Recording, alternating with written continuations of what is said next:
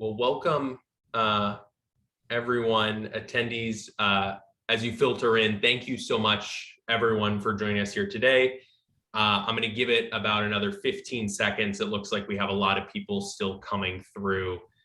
So again, thanks everyone for joining us. We'll give it about 10 to 15 seconds, and then we will dive right into this really timely and interesting conversation.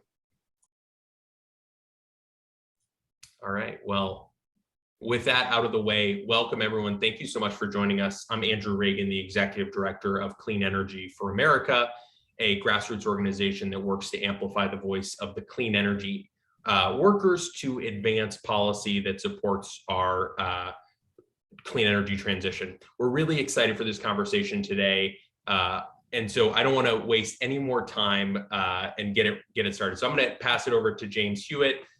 He is the expert on all things grid at Breakthrough Energy, and we're really happy to have him moderate this discussion and the wonderful panelists we have today. So James, thanks so much, and take it away. Thanks, Andrew. Thanks for having us, and thanks to Clean Energy for America for hosting. This seems like a very timely topic, as it has been in the news quite a bit this summer. So glad that we can talk about it from a clean energy perspective. I just guess a quick introduction of myself. James Hewett. I lead power sector policy for Breakthrough Energy. For those that don't know about Breakthrough Energy, we're an organization dedicated to accelerating the clean energy transition to help the world reach net zero by 2050. We work across the innovation pipeline from early to late stage research and development, and advocate for policies that will enable the clean energy future that we all want. But more importantly, we've got a great group of panelists. One, Christina Hayes, is having some technical difficulties, so we will bring her on in a second. But she is the VP of Federal Regulatory Affairs at Berkshire Hathaway Energy. She has both state and federal regulatory experience on transmission and the grid. She's also a great golfer, and so I look forward to getting back on the course with her soon. She also was recently announced as the new incoming Executive Director of Americans for a Clean Energy Grid yesterday. So we're excited to have her on right after that announcement, which leads us to our next speaker, Rob Gramlich, who's the founder of Grid Strategies. Most folks in the space know him from his time at AWEA and at FERC. He also used to be my boss, so you can blame him for why I am in this space. And next we have Adrienne Henderson from Clean Energy Buyers Association. Adrienne leads transmission and grid policy at CEBA. She's a former state consumer advocate as well, and very good friends with FERC Commissioner Willie Phillips. And then last but certainly not least, Michael Skelly needs a little introduction. If you have not read Superpower by Russell Gold, I would highly recommend it. He's the founder of Clean Line Energy Partners and now a new company, Grid United. And last fun fact here, he ran for Congress in my hometown district, I think back in 2008. So he was Beto before that was cool, but now everything grid and kind of the rock star of the transmission space. So great to have everybody here. It's a fantastic lineup.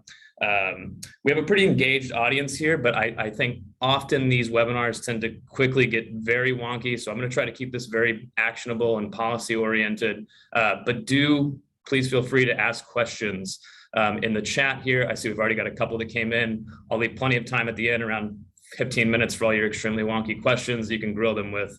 But right now I want to jump into it. I guess with that to start, I wanted to give everybody a chance to speak real quick. So I want to do some quick rapid response questions, kind of 30 seconds each.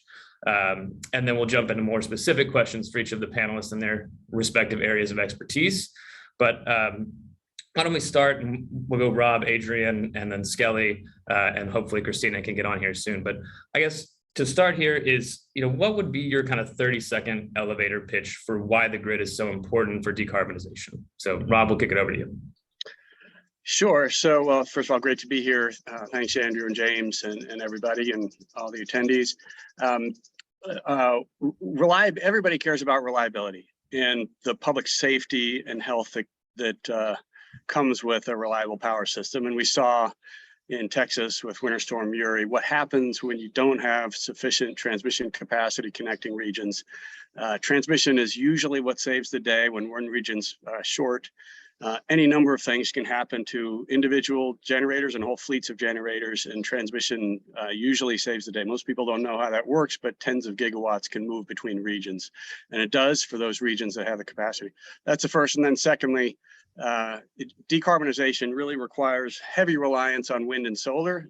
Most people understand that they're remote from population centers. The best low-cost resources are remote from population centers, but equally importantly, to get to high penetration beyond what we've got now, you have to geographically diversify it and get power from different time zones and different wind regimes and connect them all, and transmission's the only way to do that. We kick it over to yeah. So I get to follow Rob, of course, right?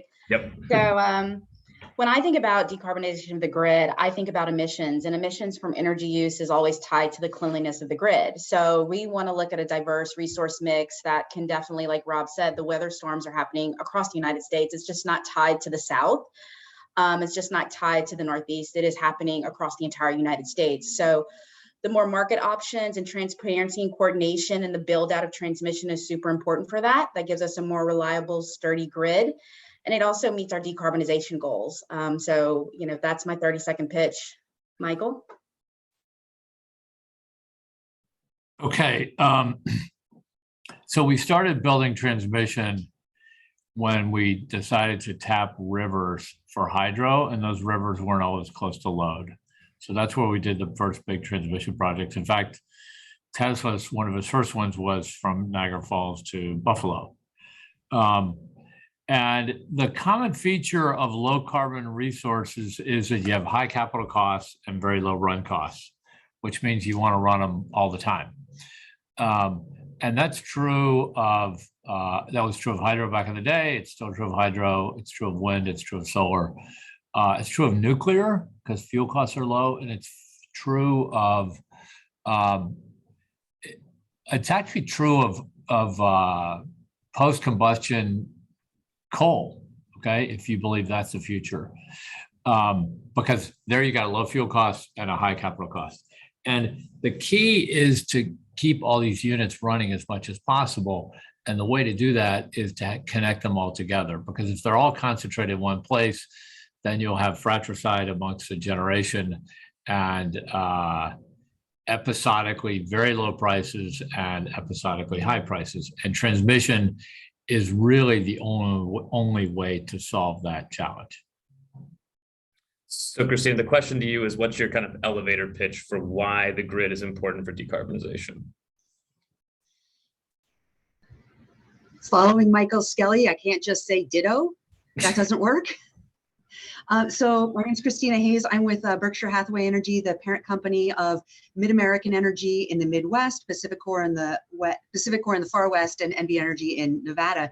And one of the things that we are facing is, and have been for a number of years, are renewable portfolio standards, other pressures on renewables from various stakeholders in our processes, without a real understanding that you need transmission to make those happen. You can't just say, go forth and build wind, go forth and build solar. You need the transmission to make it work. Not only do you need it to get from high yield areas in both solar and wind, but also for the geographic diversity. So what Michael Skelly referred to as fratricide among resources, I guess we look at as, different resources have different strengths, right? So solar is better in the midday, wind can be at 4 o'clock in the morning, and none of that is on when everybody comes home from work at 6 o'clock at night, right? So you need that geographic diversity, the timing diversity, so that you can have wind in one area help offset solar in another. Awesome. Transmission's the key. Thanks, everybody. So I guess one more before we jump into the wonkery around the policy barriers, what's going on at FERC and siting and permitting challenges here is, I guess, what would you want listeners to know that, what is the most important thing about transmission or grid decarbonization that you'd want folks to walk away from this webinar with? And we'll do the same order. Start with Rob here. I guess the main thing I would say is these are solvable problems, and we know how to do this. I think a key lesson from a pretty significant build out of transmission about 10 years ago is that, it can be done. It can connect a tremendous amount of renewable energy, as we did in Texas, the MISOs, the upper Midwest, and SPPs in the central region, as well as parts of California. There was a formula. We can talk about the policies when we get into the policy wonkery, but the broad planning and multi-purpose planning and broad cost allocation was essentially what it did. And then that support from all of the participants, including states in the process, led to a very high batting average in the permitting process, much greater than when poor folks like Skelly have to go do it all by themselves. And so that planning process, doing it right, which is what FERC is essentially trying to require now, that formula was very successful. We can do it again. We can do it in all regions. And just to add on to that, transmission expansion has the capacity, no pun intended, to bring stalled energy resources online. We just need to get the process started and we need to streamline it. So I'll pass it over to you, Michael. So in terms of, so what you folks know, I think we're about to have a transition moment here because the bipartisan infrastructure bill allocated, not as much money as some would hope, but like a lot of money for the grid, more than ever before. FERC is really stepping up on leading on transmission, really like never before. This is at the state level.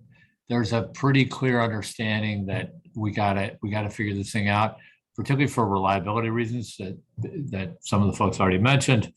The stresses of extreme weather and increased reliance on renewables are, that there's real concerns about like how we're going to address that, and transmission is clearly one of the answers. So it's going to take a while to get all these projects done, but I think we're at a very, very interesting time, and the next decade should be, we're very optimistic that we're on the cusp of some exciting things in transmission as a country.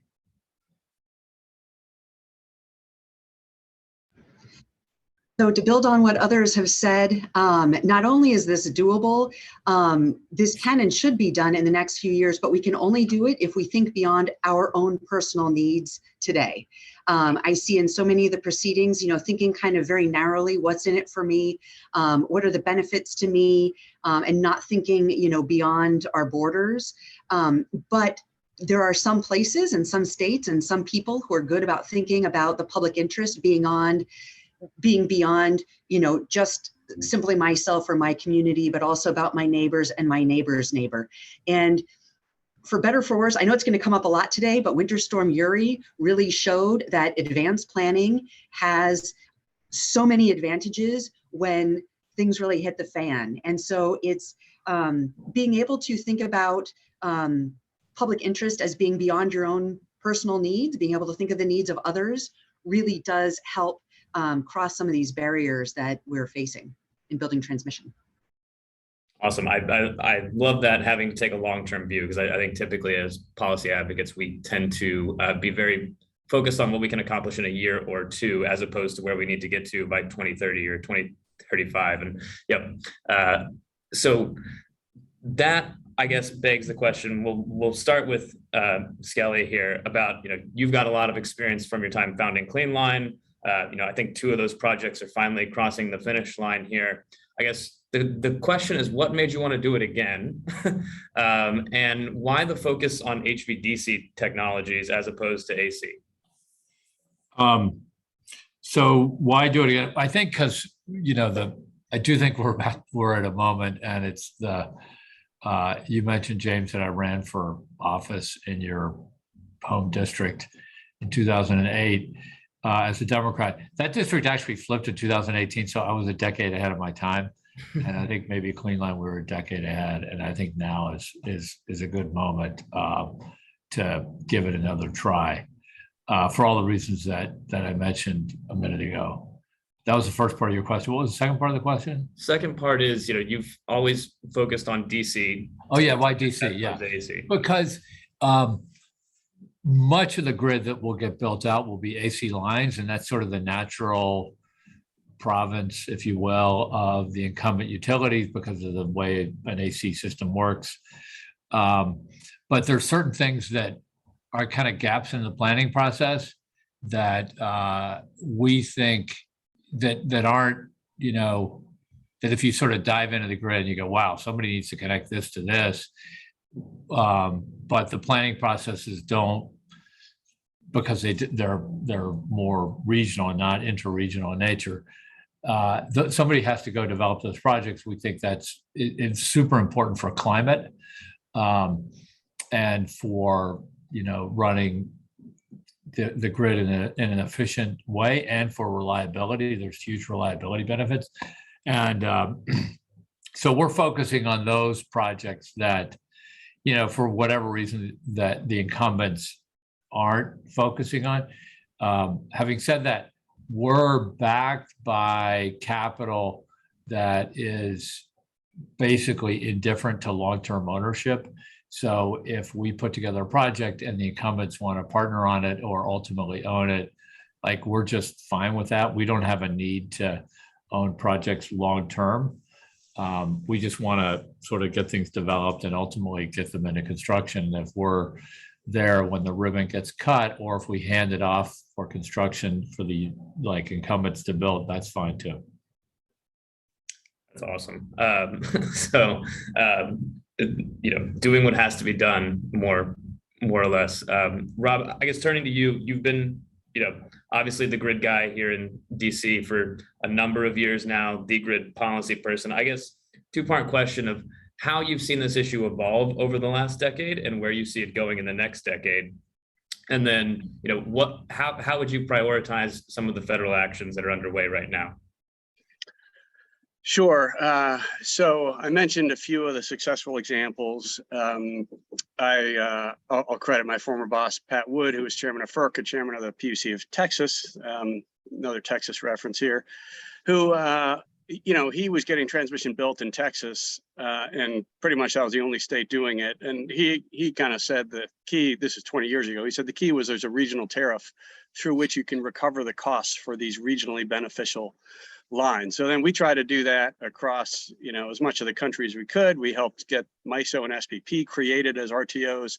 And to us, a big part of the benefit of creating MISO and SPP was that regional cost allocation that was possible with a regional tariff. People think of the spot energy market, and that was also beneficial, but the regional planning and cost allocation. So then, a lot of transmission was built once those were in place.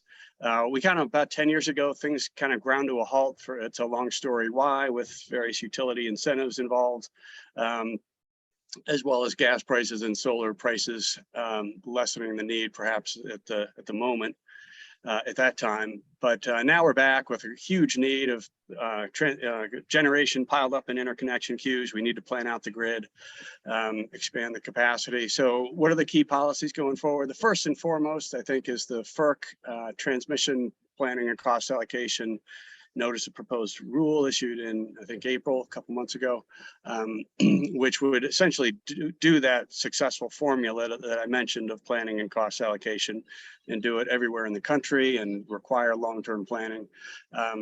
Maybe a close second or perhaps tied is there's an investment tax credit for transmission that is in the discussions in the budget reconciliation bill, which, by the way, that was nowhere on anybody's radar before James, Skelly, and Christina and I did a webinar on that.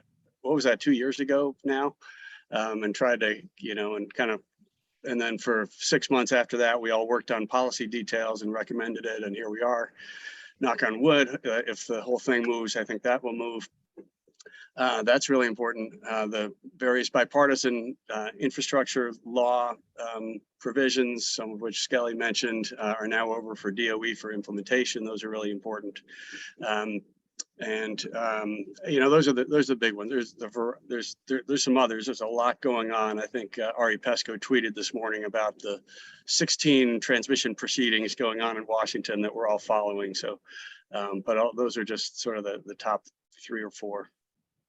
Thanks, Rob. And I see all of your questions in the chat about the distribution grid. We will get there. But perhaps that's a nice segue into Christina, who I did mention your big announcement from yesterday at the top of the call. I guess historically, there's been some competition between merchant developers and utilities, both on transmission, but in just clean energy projects, both on transmission, but so how do you see this issue of evolving, and is this a place where you see utilities and the clean energy sector working more closely together? Thanks, James. I appreciate the way you kind of reframe the question from where I have it in print, that it's both utilities and independents are developing renewables. And actually, I was trying to dig up some statistics. Apparently now utilities are developing more wind and independents develop more solar. And I think that has to do with, I don't know, something to do with how the tax credits are structured, and I don't want to go there, but very much utilities and independents are working hand in hand in developing renewable resources. One of the big models lately has been, particularly in our utility, where we might go out with a request for proposals, get bids from a number of folks, and the independent might continue to own the resource. They might build it and then sell the resource to the utility after they clear the request for proposals. So there are a number of different ways that this can be done, but everybody has an interest in making sure that the most cost-effective renewable resources get on the system, and that transmission is available to get that to load. So I think everyone has an eye on not just competing in these processes, making sure that renewable resources, the most cost-effective ones, get into rates, get onto the system, but also that the interconnection costs are kept at a reasonable level. Being very interested in FERC's interconnection NOPR that just dropped last week, right? And so interested to see where that goes, and looking forward to working with independents and other utilities on comments in that proceeding. Awesome. So last specific question here for Adrienne. It's got two parts, but I'm going to ask the first one. We'll come back to the second one. So, it seems recently that large buyers like Microsoft and Google, or Amazon and Walmart, have become much more interested in the grid, whether that's from their net zero targets or their kind of clean energy targets. I guess, what is most important to your members in terms of grid decarbonization, and how do they look at the bulk power system? So, James, that's a really great question. SEBA's 300 plus membership is really concerned about having the capacity on the line. So we will file comments at FERC on the NOPR, because it's super important to us to understand that coordination is there as we go plan and coordinate site permitting and all that good stuff. But more specifically, since 2008, our customers and our membership, we do a tracking on our website. It's called the Clean Energy Buyers Association Deal Tracker. And since 2008, energy customers have deployed over 52 gigawatts of renewable energy. And that's over a quarter of all US wind and solar capacity. And that's super important, because in numbers, that just sets apart what large energy customers are doing on their own, voluntarily, absent the market, absent transmission infrastructure in place. So imagine what we could do if we had all of that infrastructure in place with a coordinated grid. And I just think it shows that, every $1 billion invested in large scale transmission infrastructure generates economic prosperity. There's 7,000 construction jobs created from that, and there's $2 to $3 billion in customer benefits. And that's not only for large customers, but all customers. And so that economic impact has a way of trickling down for all members. And for us, we want to see that. We want to see a cleaner grid. We want to see renewables. There's social and health benefits associated with that. So it's not just building this infrastructure for the needs of the membership that we support, but it's also for all of Americans. And that's important. And I don't think that messaging has been heard throughout. So you've also worked, though, as a retail consumer advocate, and I think this is where transmission gets tricky. Why should retail customers care about building out the grid? And this will probably get us into our next topic of discussion here.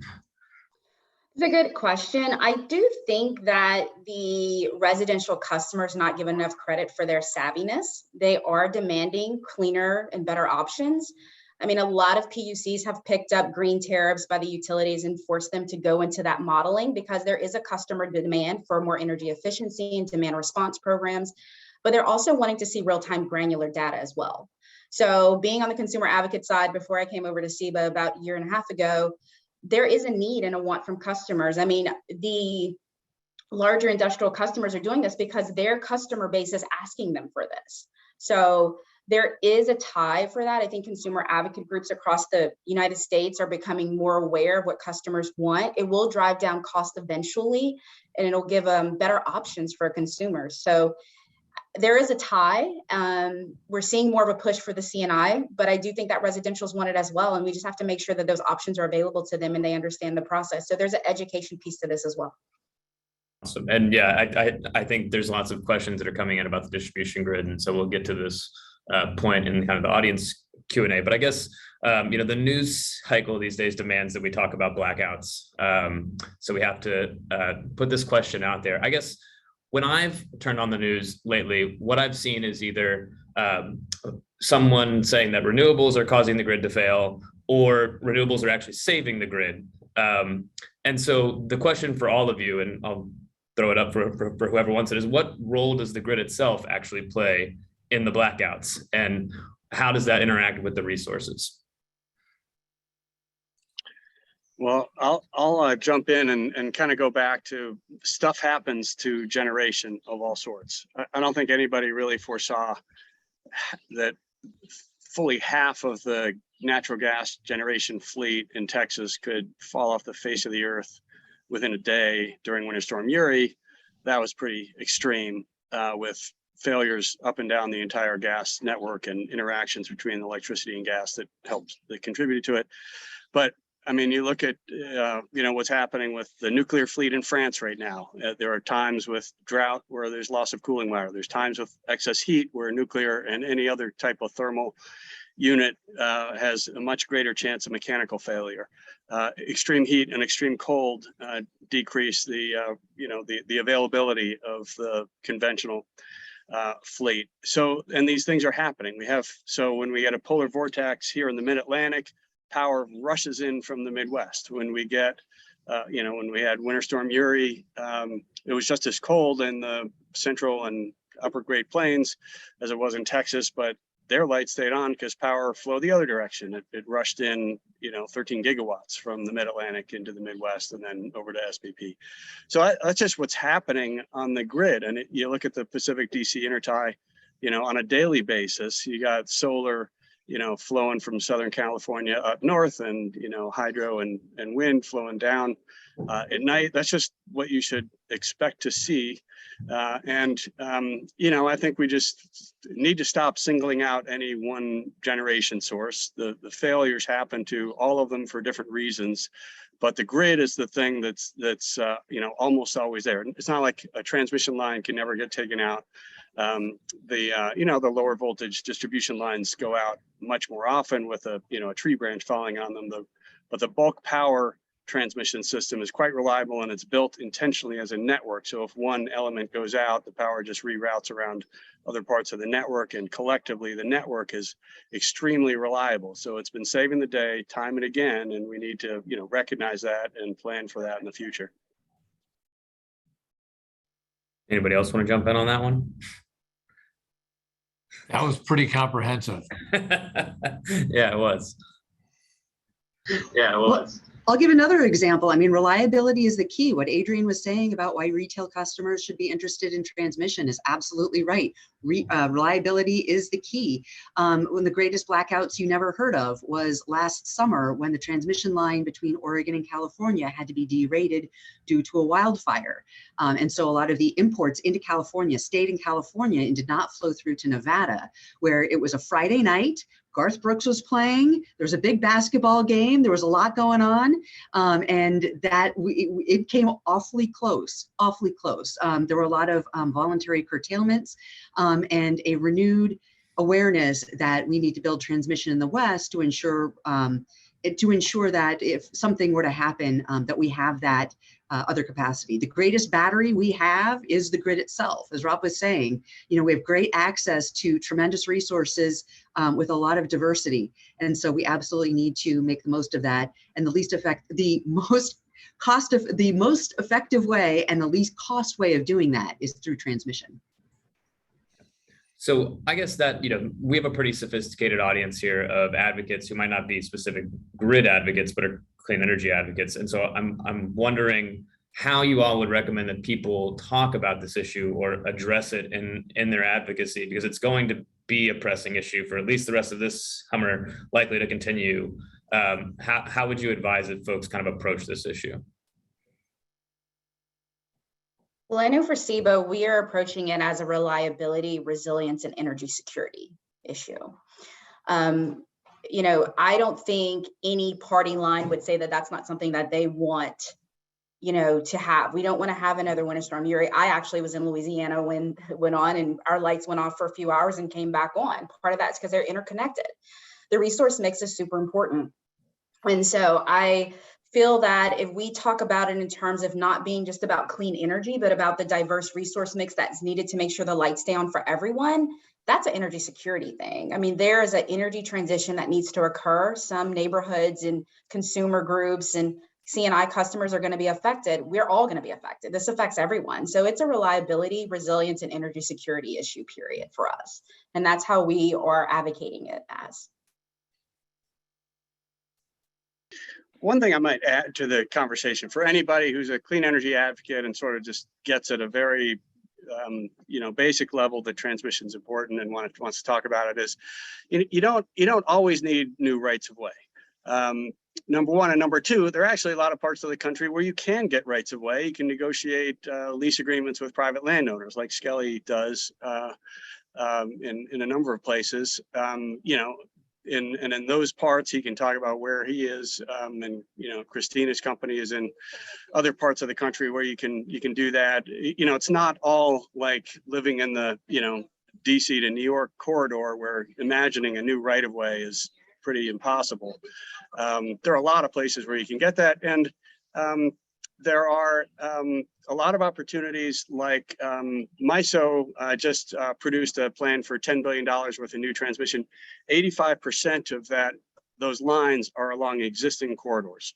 Okay, so you can take these corridors that utilities secured, you know, 50, 80 years ago, and expand the capacity with new technology and just higher capacity equipment on those corridors, number one. And number two, a lot of work is being done on highways, rail corridors, and other, you know, long linear places of, you know, already disturbed land. So to the extent people think that the only thing that needs to be done is sort of eminent domain and like really difficult local, I don't know, overriding of, you know, local interest, that's not what most of the work is, and that's, you know, rare if that ever needs to happen. You know, siting infrastructure can involve that, but that's really not what's happening for most of the lines being built. Anyone else want to jump in on that one? Yeah, I mean, I guess I would add, or maybe not add, maybe more repeat what Adrienne was saying, that there's a whole lot of reasons to invest in the grid, and they range from, you know, more energy options, more choices, better resiliency. I think most people, regardless of where you sit politically, believe that we will use more and more electricity in the future. And so that means we need more grid to get it to where it's going to go. And I think most people want more investments in infrastructure in this country, and that's cuts across, you know, most political divides. So there's a lot to like here on a bipartisan basis. As y'all know, when you build transmission projects, you need a pretty skilled workforce. So there's lots to talk about there. The domestic content of transmission lines is very high because of all the labor that goes into them and all the civil works and so on. So there's a lot to like that. I think you can, you know, if like good advocates, good, well-equipped advocates will find lots of convincing arguments. Yeah. So Skelly, staying on you here, or no, go ahead. I know you're having sound issues. Sorry, I was hoping to, my new analogy to what Michael Skelly just said is, you know, when you look to a lot of our grid is very old, right? So we need to improve upon, build new for the future. And you don't buy clothes for the size your kids used to be. You buy clothes for the size your kids are gonna be. So I know there are a lot of folks who want to say, you know, oh, we don't need these new resources. We can just, you know, keep on with what we've been doing. We can't. We need to build for the future. I like that. That's good. And yeah, you could go in all kinds of directions with that metaphor. I've got a bunch of them swirling around here. I guess one of the things that we're passionate about at Breakthrough is figuring out how we actually connect the 3 different grids that are in the country. And so I guess, you know, obviously there's been a big topic of debate as part of Beto's campaign in Texas. So I guess the question to Skelly is, how do you actually do that and actually make that a reality? Well, we are working on such a project. And I think that there's, you know, there's a few things that need to happen. I mean, FERC needs to say unequivocally that if ERCOT builds ties to the outside world, if you will, that FERC will not use that to exercise its authority. That's absolutely necessary. I think that all the things that we've talked about, resiliency, better resource mix, et cetera, those things resonate in Texas.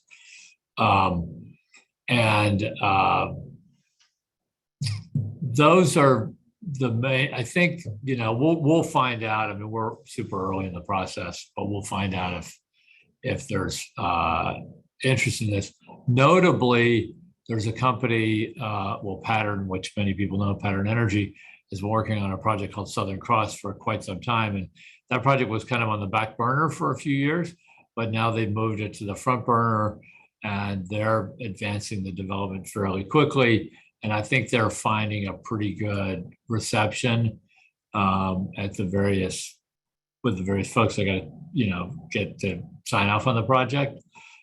So that's the project for Texas Connections. That's the one that I'd sort of keep an eye on for now, because I do think that they're making some headway, and that will be helpful because, as y'all know, Texas has an abundance of renewables, and sometimes, you know, we got renewables energy coming out our ears here.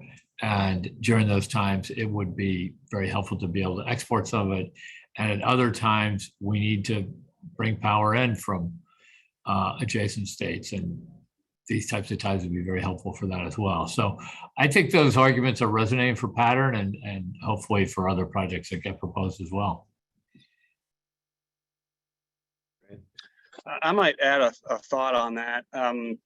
You know, if private merchant developers can get it done, great. But I think there's also a national interest in perhaps, you know, upsizing or right-sizing those lines. And if you think about these resources that the Department of Energy has, and, you know, how are they going to prioritize this limited pot of funds? It's hard to think of anything that benefits more people than inter-regional, in fact, interconnection transmission, right? It benefits everybody on both sides of the line. So, you know, I would hope that they would factor that into their thinking as they pursue those programs. Yeah, I think the back-to-back interties only have a couple to a few gigawatts of capacity. I could see those being expanded dramatically. That'd be quite helpful. So just two more questions here before we jump into audience questions. I guess one, what are the important dates and processes that folks here should know about that are listening, or just, you know, things to watch? Rob, you mentioned Ari's kind of thread on all the different balls that are in the air. Are there other things, you know, at either the state or regional level? Just kind of what are important items in the grid space that everybody's watching?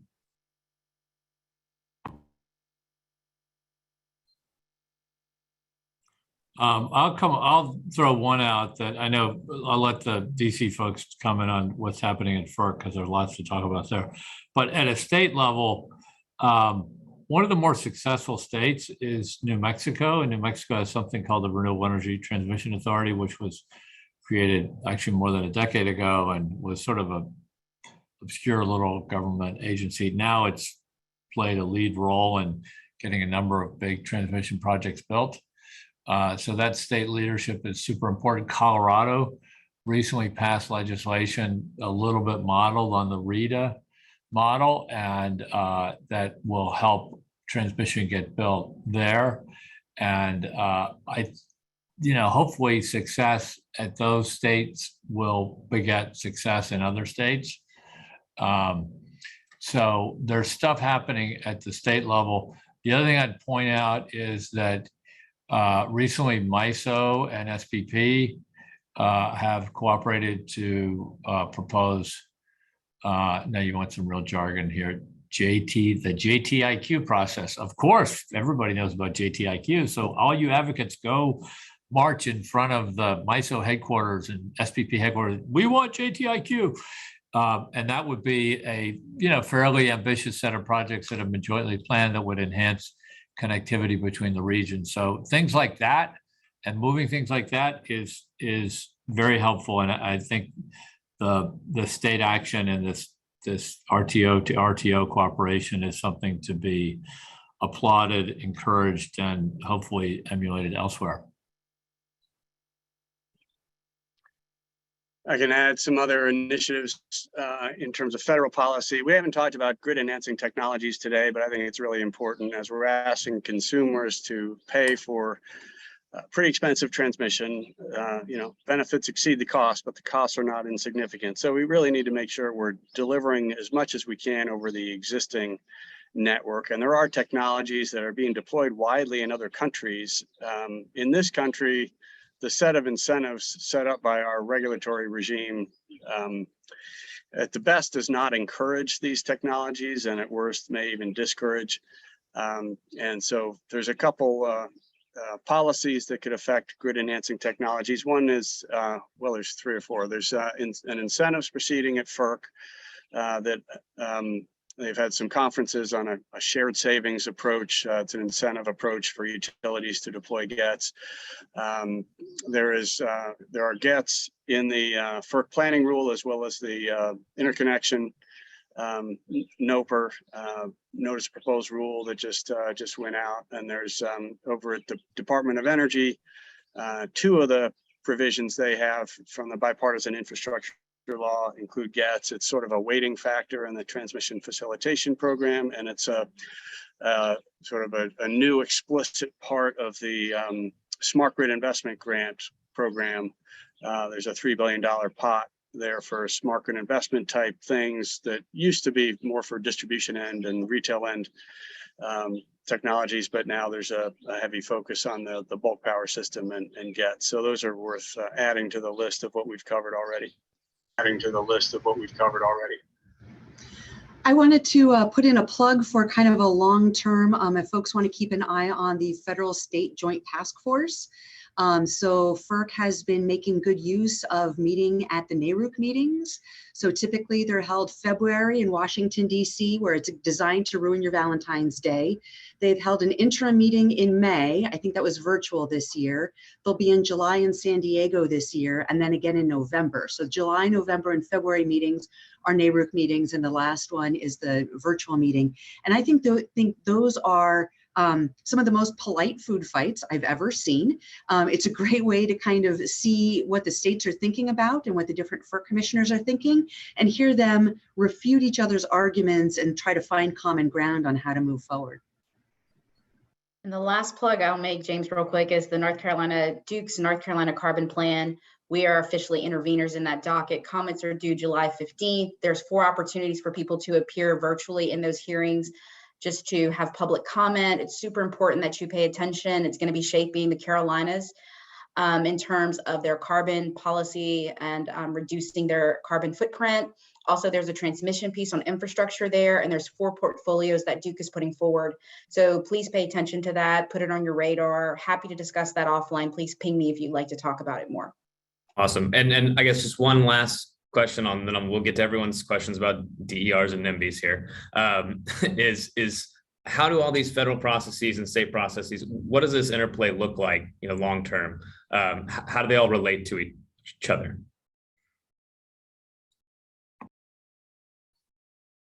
Well, for when I look at it, I see it as there's a top-down approach, which is federal, and there's a bottoms-up. And bottoms-up to me is just as important as top-down, because that's where the implementation and the magic happens. If you have policies that don't allow active market participation and procurement opportunities, that is going to really can really break a procurement. It can break a company being there. It can stall economic prosperity and renewables in your area. So you really got to pay attention to both federal and in the state level. It's super important to be involved in both. One is not more important than the other. There is some interplay there.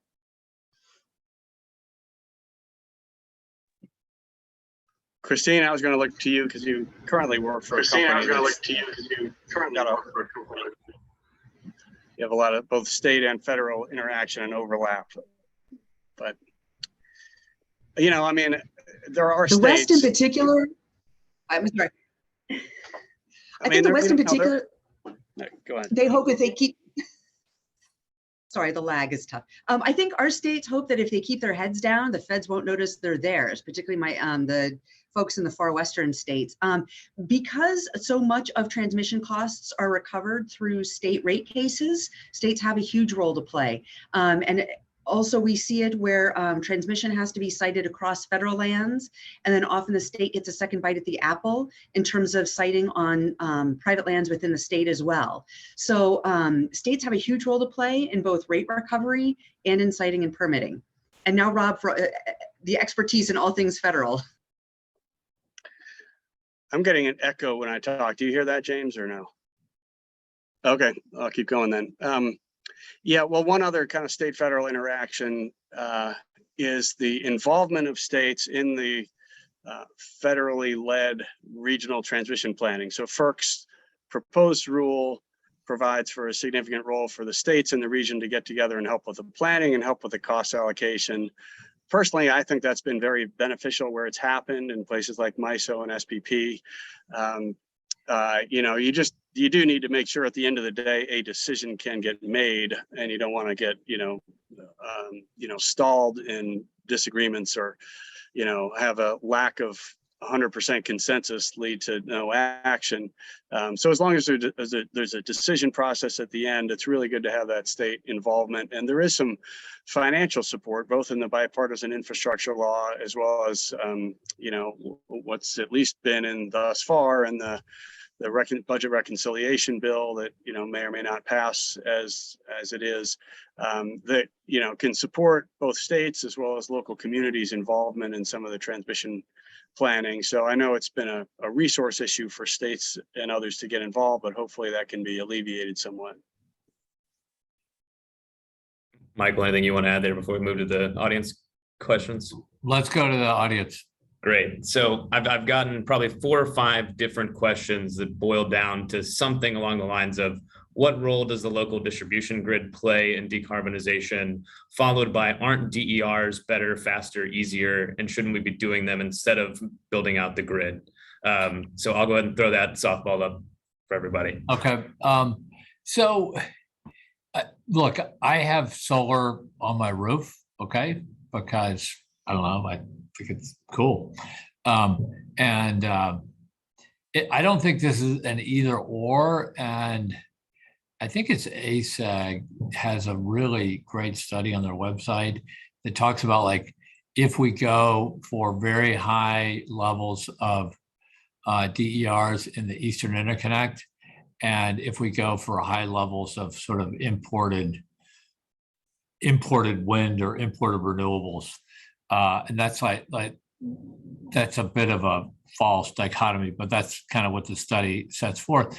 And the study looks at, like, what kind of grid do you want in each of those scenarios, which I think is part of the question that we're hearing from the audience here.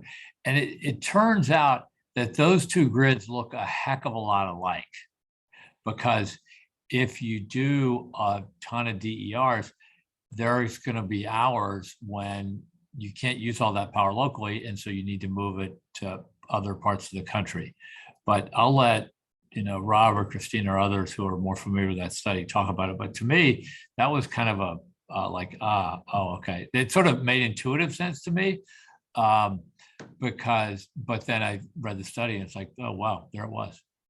Yeah, well, that particular study was Chris Clack and Vibrant Clean Energy, and is actually done for the Local Solar Alliance, or Institute for Local, so I forget the exact name, but a group of a few entities that are focused on the distributed end of the grid. And, of course, they made a lot of recommendations about the value of and the policies for distributed energy. But the conclusion of the analysis was, well, you still need the same bulk power system. And it gets to this issue of you need to geographically diversify. Now, I will say it's different. If if the questioner is sitting in, say, Phoenix or the Southwest, where you get sun a lot of times a year, and you don't have great heating needs in the winter. So most of your need is for cooling, and with solar and batteries, you can put together quite a lot with local on-site solar and storage.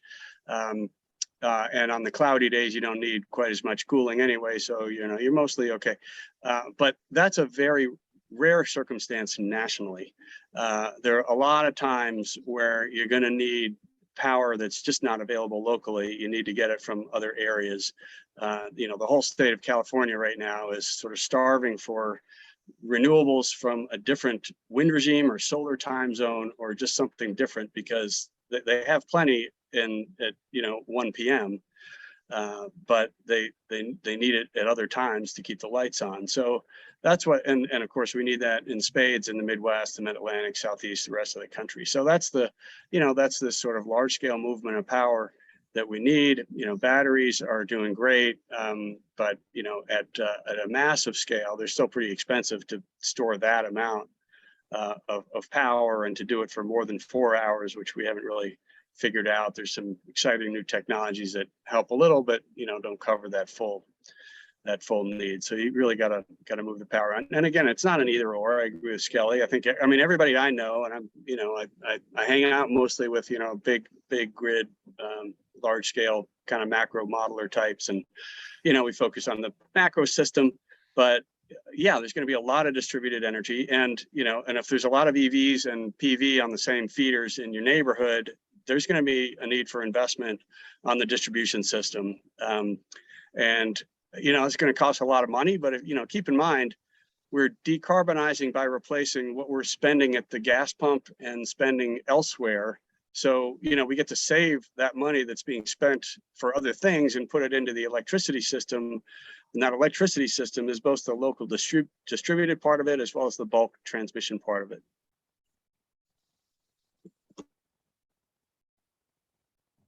Anybody else want to hop in here? I can say, at least from our perspective, having worked on that study and looking at some of the folks' questions here, I mean, we should do as much as we possibly can with DERs and with existing resources that we can right now. We should obviously be using GITs, and we should be finding ways to reconductor existing rights of way. All of these things are going to be a process that we eventually know we need to get to a bigger macro expanded grid. And so it's about that pitch, I think, that was made at the beginning of the webinar about how we've got to take a longer term view of where we need to get to go and start working backwards, as opposed to thinking about what we can accomplish next year. So the answer is yes. I mean, everything has a place here, and we have to do it all. That being said, the other question that I think is a little more difficult is we've got lots of questions about local opposition, NIMBYs, siting and permitting. I think we have a lot of faith that the next 2 or 3 years we'll be able to accelerate some of these federal permitting processes, but obviously state and local opposition are going to remain a challenge. And so the question here is, what can we do about that? How do we improve it? How do we improve it? Over to you, Christina. Thank you. Really want to jump in on this one. Pacific Corp recently started turning dirt on Gateway South, which faced some, concerns in Wyoming, had some federal permitting issues, really kind of worked through a lot of opposition. And Nevada, they've been working through the same thing. We have worked, our people on the ground have worked very hard, talking with communities, understanding what their priorities are, what's important, if there are ways we can avoid certain hot button locations, but really communicating what the transmission line will bring to them. So communicating the benefits, the resilience, the jobs, the cost-effective, long-term resource that that works for everyone. So so really a lot of effort on the ground has been what we've put into. I know Michael Skelly's dealt with this a lot as well. So the question, one of the questions in the chat was from somebody in the Northeast who's like a little bit despondent about the demise of the main power line. Like, that's a great question. And since we got a bunch of activists on the phone or on the call, there's a role here. And unfortunately, there are two companies that funded, both of which claim to be in favor of low emissions. And one of them is a leader in renewable energy, NextEra Energy. Now, NextEra Energy leadership has changed. I got a lot of friends who work there. They're great people, but what NextEra did on that main transmission line should be remembered, and advocates should call them out for what they did. And I think it was out of character for the company, because, you know, the people there are by and large like great people and true believers in this future, but that was kind of unacceptable, and advocates should call them out for that. And was Vistra the other one, Skelly? Calpine. Calpine, okay. Well, yeah, that's interesting. The other thing I would say about the local opposition in New England is, you know, I said before, a key part of the successful formula was a good regional planning process with the regional transmission organization actively involved and shepherding all of the stakeholders and showing them different options and getting regional agreement with the states involved, et cetera. Well, where was ISO New England in that? The answer was missing in action. They were not involved at all. They never said a peep about that line or the benefits of it. And that's, you know, that was, you know, that was their error. And they need to be involved, and in other regions, the regional grid operators need to be involved. It doesn't have to be sort of their line that they plan or, you know, have cost allocation for, but they need to be involved in articulating as the objective regional expert on the benefits, reliability benefits and otherwise, of different lines. I mean, compare that to what MISO does when they're actually testifying in the CPCN proceedings. It's night and day. So, you know, I think I've been on panels with senior people from certain ISOs and RTOs who say, well, it's not our job to get involved. We're sort of neutral on generation and transmission. And that needs to end. I think the FERC NOPR says, excuse me, FERC jurisdictional ISOs and RTOs, it is your job. Regional transmission planning is like almost your raison d'etre. It's like one of your fundamental reasons for being and why we helped create you. So, you know, get busy and plan and work with your stakeholders, achieve, you know, agreements, but, you know, you got to be involved. Awesome. Well, to get back on the more optimistic path here.